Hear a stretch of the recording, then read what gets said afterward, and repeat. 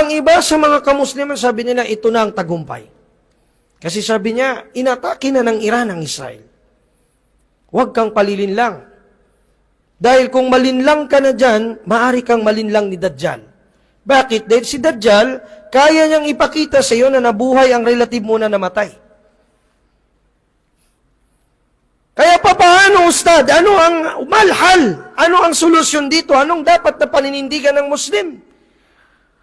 Ang paninindigan ng Muslim, ng taong Muslim, ay isipin niya parati ang sinabi ni Allah sa Suratul Furqan.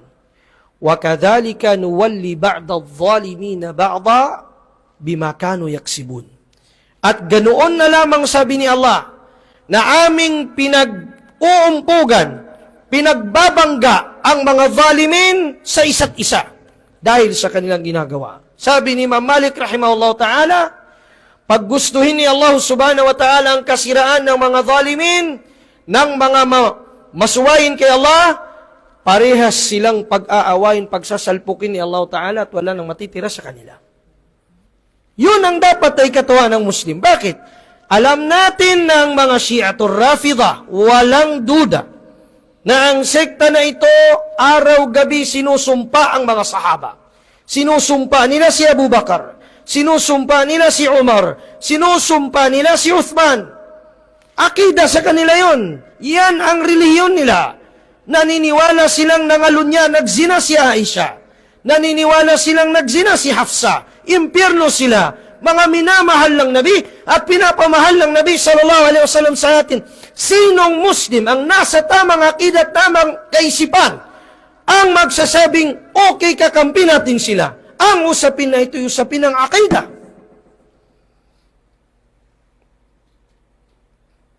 Hindi maaaring sabing ito yung usaping politikal. Abadan! Kahit ang politika na sa loob ng Islam. Dahil kung ganon, you are trying to say that this din is secular.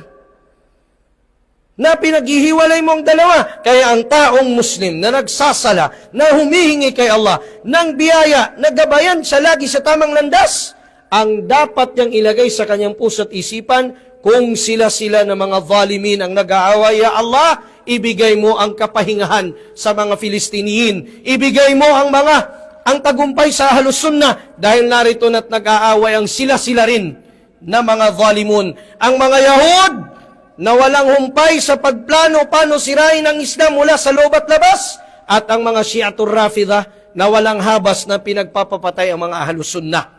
Na ang tingin nila, ikakalapit nila kay Allah ang makapatay sila ng Ahlus Sunnah. May hadith ang mga Shia, man qatala sunniyan dakhala al-jannah. Sino man ang makapatay ng sunni, makapasok ng paraiso. Tayo, mayroon ba tayong hadith na ganyan? Laban sa kanila? Wala. Pero tayo, ang ginawa nila ng ganung plat, kaya huwag tayong palilinlang. Kaya ang sabi ni Allah, wa anna hadha sirati mustaqima. Ito ang aking tuwid na landas. Huwag kayong magpalinlang sa napapanood niyo. Huwag kayong magpalinlang sa mga dahil yan ay project ng mga mini-dajjalong ng mga minor na dajjal. Paano na lang ang mas malaking dajjal? Madali lang tayong makuha kung madali tayong malinlang. Paano tayo hindi malilinlang? Depensa. Ano ang depensa natin? Kaalaman sa Quran at sa Hadith, sa kung papaanong inunawa ng mga salafus salih, at sino ang mga ulama o rabbaniyun, ang mga matatwid na ulama na hindi kailanman natitinag ang kanilang mga paninindigan sa akida sa lahat ng panahon at